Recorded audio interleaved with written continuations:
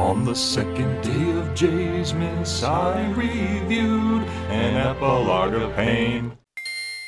Celeste.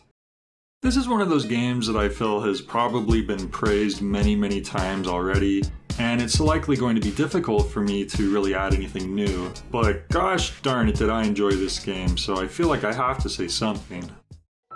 Where do I begin? Both the visuals and music in the game are really great. It's got this excellent pixel art style that has this perfect mix of chibi yet detailed. It legit looks like the pixels have physics at times, which is so nice, and heck, maybe it does. Some of my favorite types of games are the ones that are simple to pick up, yet the game just keeps dialing up the difficulty and introducing new challenges as you progress through it, forcing you to master that simple gameplay if you want to pass those levels.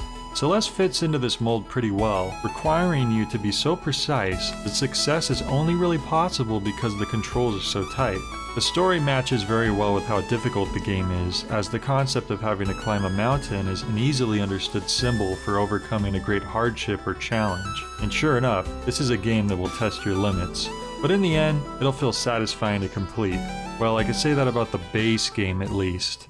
Now the epilogue level, that's a whole different story. I'm talking about Chapter 9 in particular. God, Chapter 9. Just saying it again is making me shiver. What's so bad about Chapter 9, you ask? Well, while the rest of the game is challenging enough in its own right, Chapter 9 takes things to a whole different planet, and it gave me more trouble than every single other chapter in the game combined. Why is that? It's because you literally have to learn speedrunning mechanics in order to even begin approaching the rooms here. Special, specific, split-second tight speedrunning moves that you've never had to use before. Now you gotta learn them, and you gotta utilize them perfectly in the hardest rooms the game has to offer if you want to get through. This was enough to push the game from a really fun and rewarding challenge to suddenly one of the most torturous gaming experiences I've ever dealt with. Whereas before I kept going on because the goal of climbing the mountain was enough to push me onward, here I was only driven by spite.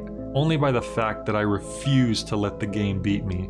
I was told later that some of the optional levels in the game, called the B and C sides, actually teach you these speedrunning moves at a more reasonable pace, and maybe if I had done those first, I would have had more practice and been better prepared for Chapter 9. But as it is, I did not have that prerequisite, and I suffered greatly for it. It's one thing to die a lot in a game because it's just hard. It's another thing altogether when you're dying constantly because you don't even have a grasp on the basic thing you need to know how to do in order to even attempt to progress. You could probably see why I found that pretty frustrating. The worst part of all is the very last room of the game, which is this enormous obstacle course of hazards that you're required to navigate through using all these advanced techniques and without making a single fatal flaw. Whew, gosh, I think I can feel my blood pressure rising just thinking about this, so I better wrap this up.